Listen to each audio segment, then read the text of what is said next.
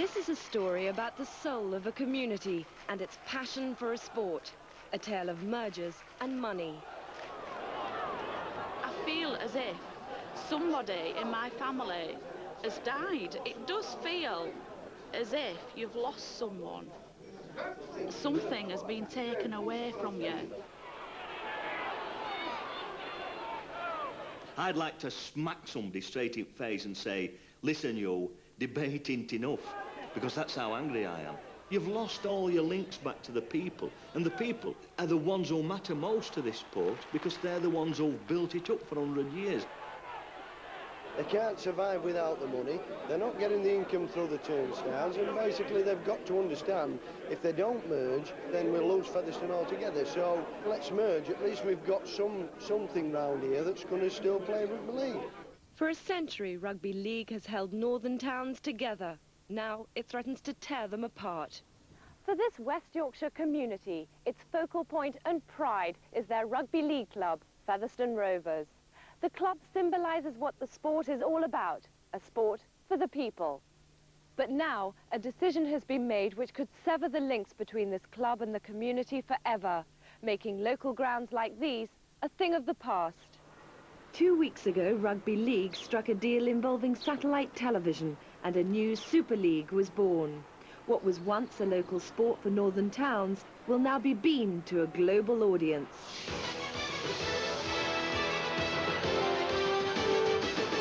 From the Sky Satellite Network, this is Sky Sport. It cost Rupert Murdoch £75 million for exclusive 5-year coverage. Some of the existing clubs will merge. For instance, the 3 rival sides in West Yorkshire, Featherstone Rovers, Castleford and Wakefield Trinity, will become a new team named Calder.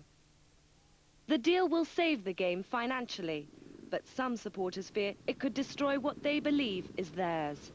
We must retain our local identity at all costs. When everything else has been taken away from us, and rugby's the only thing we've got left, we must never, ever give in to the big boys. Here, supporters from all 3 clubs have called an unprecedented emergency meeting to try and stop the proposal. Petitions are being signed and protests planned as past rivalries are cast aside. It's obvious that you're here because you care about your clubs and that you care about the communities that you live in. They share an emotional investment in the sport. Half of that ground at Post Office Road's been built during strikes. It's been built by people at Wakefield and Castleford in their holidays, moving bricks, painting things, digging ground up. It's not yours to give away. Featherstone was a mining community broken by the strike in 1984. Today, unemployment is double the national average. Their proud history of toil and sport is now hewn in rock. Featherstone are grand fighters. They've been fighting financial odds for years. And they've had a rugby club since 1889, the smallest town in Britain to have one. Yet the team has won the biggest trophy in the game 3 times. Okay, off we go. The next generation look to the club to maintain their identity, but supporters of the Super League believe it may be the only way for the sport to survive.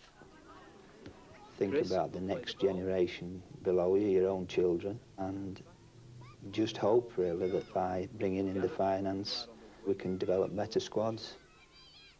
What would you say to those people who feel the chairman has sold the sport down the river? 28 clubs are insolvent, £75 million on the table, £300 million worldwide on offer. How could a chairman who knows that the bailiffs are knocking at the door of various clubs refuse this type of income? Because if you refuse it, then there might not be a game in 2 seasons' time. I'd want a lot more than 75 million just to save Featherstone Rovers for 1 year.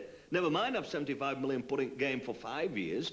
75 million's nothing compared to value and quality we get out of watching them. Good Friday's local derby between Featherstone and Castleford, the highlight of the season. A third of Featherstone's population of 14,000 turned up. But tonight could be the last chance they'll ever get to cheer for their own team. Friday's match might be the last time that I get the chance to see representatives of my community play representatives of the next town. And I don't want it to happen. Nobody wants it to happen. Well, my heart's going so fast I can't stop it.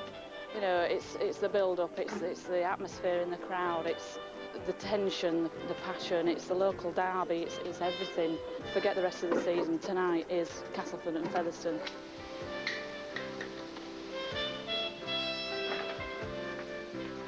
I'm nervous as usual, very nervous, especially with it being the match that it is. It's always a good match between ourselves and Castleford as being so local, but tonight especially, it could possibly be the last time that we play them down here, and the way I feel I just can't describe at the moment. You know, got all the lucky charms on and everything.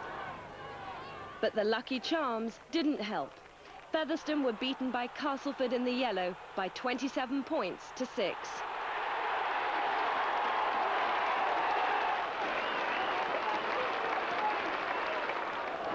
At half-time, protesters from both sides ran onto the pitch to vent their frustration over the planned merger.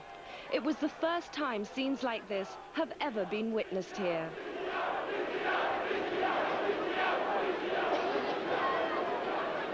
But despite the anger of the crowds, there was never a threat of violence. Featherstone Rovers is run by its members, unlike other clubs, which are limited companies. And later this month, they will have the final decision over whether their club will join the Super League. But only a few support a merger. I understand exactly what they feel. I feel the same. But the bottom line is, if we don't do it, we won't survive. For some, it's not a matter of money.